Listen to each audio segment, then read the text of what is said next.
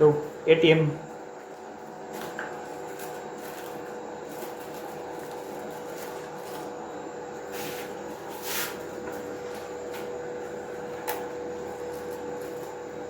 প্রথম এটিএমটা ঢুকাবেন, তারপরে ইংলিশ, এখানে ওই জেনারেট পিন, ওটিপি জেনারেশন, আবার মোবাইলে একটা ওটিপি এসএমএসে আসবে। এই যে ওটিপি আসলো, ওটিপিটা কত? 890618। 890618। তারপর আবার এটিএমটা ঢুকাবেন,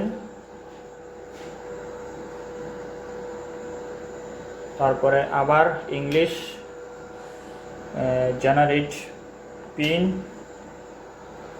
ওটিপি, এবার হলো আগে ছিল ওটিপি জেনারেশন, এখন হলো ওটিপি ভ্যালিডেশন।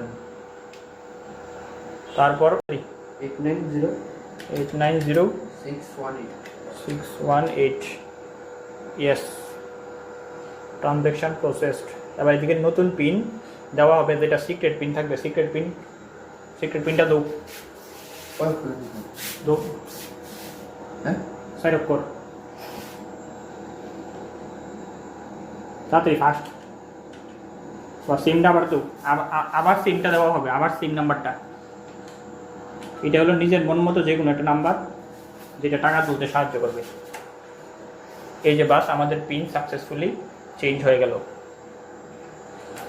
এবার আমরা দেখবো টাকা উঠবে।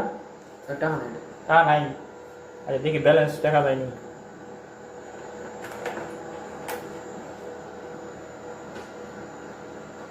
এবার আমরা ব্যালেন্সটা চেক করবো, দেখবো পিনটা ঠিক আছে কিনা। English, cash, balance inquiry, savings, no, পিনটা দাও।